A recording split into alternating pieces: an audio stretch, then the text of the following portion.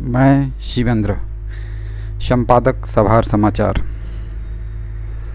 पिछले क्लास में हमने पढ़ा रिपोर्ट दो तरह के होते हैं, project report, preliminary project report. Preliminary project report को पीपीआर भी कहते हैं। आइए इस पीपीआर के विषय में हम लोग आज डिटेल्स पढ़ेंगे। पीपीआर 10 भागों में बांटा गया है। 10 भागों में सबसे प्रमुख भाग है बेप, ब्रेक इवन पॉइंट। यह वह भाग है जिसको जानने के बाद ही आप एक व्यवसायी बन सकते हैं। पीपीआर हम लोग सीखते क्यों हैं? आइए इस प्रश्न का जवाब हम ढूंढते हैं। हम व्यवसाय के बारे में कुछ नहीं जानते। व्यवसाय के विषय में जानने के लिए, अपने व्यवसाय के विषय में जानने के लिए, यानी जो प्रोजेक्ट हमने चुना है उस प्रोजेक्ट के लाभ हानि को जानने के लिए हम एक प्रोजेक्ट बनवाते हैं जिसका नाम पीपीआर होता है। यह पीपीआर हम लोग दूसरे से भी बनवा सकते हैं, लेकिन बेहतर होता है जो व्यवसाय करने जा रहा है वो इस प्रोजेक्ट को बनाए, क्योंकि जब वो इसे बनाएगा तो उसे इस चीज़ का ज्ञात होगा कि मशीनरी कहाँ से आएगा, बिल्डिंग कहाँ से आएगा, बिल्डिंग में कितने पैसे लगेंगे, फिक्स एसेट्स क्या होता है, वर्किंग कैपिटल क्या होता है, प्रॉफिट एंड लॉस कैसे निकाले जाते हैं, बेप कैसे निकाले जाते हैं। आइए आज का हमारा विषय है BEP, break even point. Break even point अगर हम जानते हैं तो 60% हम बिजनेसमैन हैं, क्योंकि ब्रेक इवन पॉइंट के माध्यम से ही हम अपने लाभ को घटा बढ़ा सकते हैं।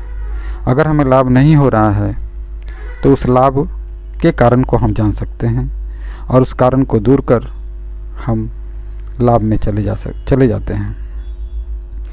ब्रेक इवन पॉइंट का एक फॉर्मूला है जिसे हम आप लोगों को बताना चाहते हैं। बेप, BEP बराबर फिक्स्ड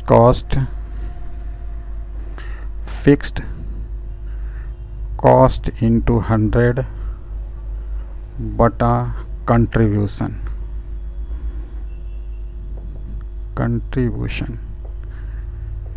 ये एक फार्मूला है। इस फार्मूला के माध्यम से हम बेप को निकालते हैं। कंट्रीब्यूशन, आइए हम लोग देखते हैं कि कंट्रीब्यूशन क्या है।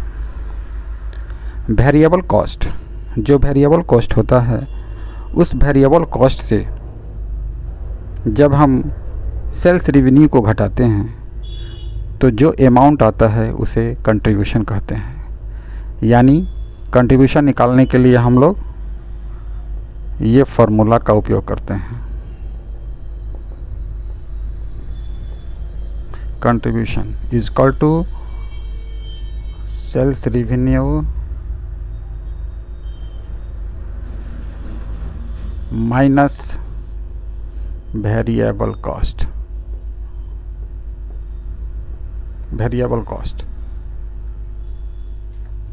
ये कंट्रीब्यूशन निकालने का फार्मूला है। फिक्स कॉस्ट वो कॉस्ट है। अब इसको हम लोग एक उदाहरण द्वारा समझ सकते हैं कि फिक्स्ड कॉस्ट क्या है, वेरिएबल कॉस्ट क्या है। यही दो चीज़ें जो हैं वो हमें कंफ्यूज करती हैं। एक फैक्ट्री में जब हम कुछ वर्कर को रखते हैं जो डेली बेसिस पे होता है तो वो वेरिएबल कॉस्ट है, लेकिन जब उसी वर्कर को हम लोग सैलरी में रख लेते हैं तो फिक्स कॉस्ट में बदल जाता है। बेप जितना ही कम होगा उतना ही प्रॉफिट हमारा ज़्यादा होगा। यानी अगर बेप हमारा 10% आ रहा है तो 90% हमारा प्रॉफिट है। अगर बेप 150% आ रहा है यानी हमारा इनकम 100 रुपया है और खर्च 150 रुपया है। अब खर्च जब 150 रुपया होगा और इनकम जब हमारा 100 रुपया होगा तो नेचुरली है कि 150 गुना हम डाउन में जा रहे हैं। इसलिए इस बेप को निकाला जाता है। किसी भी बैंक या फाइनेंशियल इंस्टीट्यूशन के पास जब हम जाते हैं तो वह हमसे हमारे बेप के विषय में पूछता है कि आपका बेप क्या है, यानी ब्रेक इवन पॉइंट क्या है। और अगर जितना ही कम हमारा ब्रेक इवन पॉइंट होगा वह हमें फाइनेंस करेगा, ब्रेक इवन पॉइंट हमारा ज़्यादा होगा वह हमें फाइनेंस नहीं करेगा, क्योंकि जानेगा कि इनका खर्चा ज़्यादा है और सेल्स रेवेन्यू कम है।